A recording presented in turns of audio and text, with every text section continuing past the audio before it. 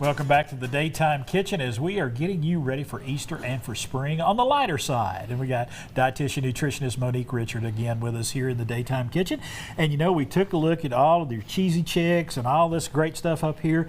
Look on, switch gears just a little bit and talk about some other things like pea flour. Yes, butterfly pea flour. I love that. P-E-A, not P-E-E. No? Because I said this to a colleague and she's like, why would you have butterfly pea? And I was like, no, pea flour, you know. Yes. So I love edible food science, right? That's when we want to. There's so many flours out there that are edible. Absolutely. And we want to play with our food and get, you know, experiment and things like that. So butterfly pea flour, if you're not familiar, is this beautiful, beautiful flour that you can make tea, and it is blue purple. So when you steep it, it becomes this beautiful blue, right? But if you add an acid like lemon juice, then it turns this beautiful purple. Oh, wow. So you can do variations. Little science with your cooking. Exactly. Yes. Variations of this purple. I brought my gin to work today because it's butterfly pea excuse me, flour made in a martini, but it is alcohol free because it is the morning. I got you. So that's the alcohol free version. Okay. Choked me up a little bit. I got excited. You got to thinking about it, didn't you? Exactly. Okay. And then we've got the tea, hot or cold. I've got some coconut milk here, so you can have a nice warm beverage as it's kind of cool and warm. When you're steeping those, how many do you put in there to steep? It really only takes about 3 to 5. Really? For an 8 to 10 ounce glass. Yeah, you do not need a whole lot. So it lasts a long time.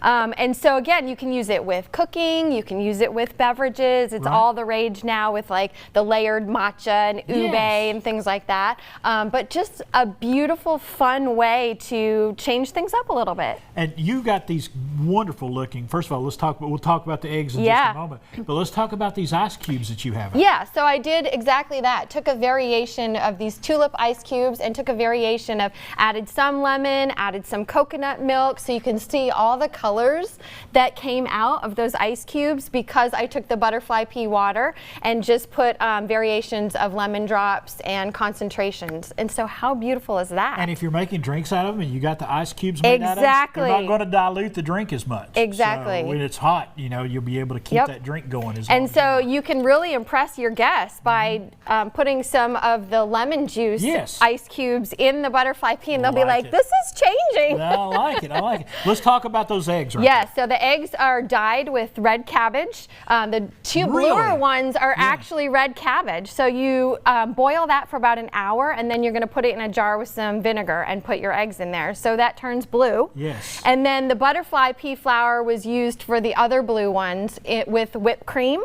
So you put it in whipped cream and you put your egg in there, and it has this beautiful ink blot type of color. Like a tie-dye. Exactly. Yes. And it's just so fun and so beautiful. Right. And before we let you go, cookies. Yes, cookies. I use the ube powder, which is a purple yam from the Philippines. So you put that powder, make a marble cookie with the vanilla and the butterfly pea look how powder. Beautiful those are. And look how lavender and just fun. Bloom, right? Spring and bloom. Blue, purple, yellow, orange. We got all the colors. We're drinking the spring up and having a great day. Monique, thank you so much. Thank you so much for having me. Folks, go to eatrightrx.com to find out more about everything we talked about here today and so much more.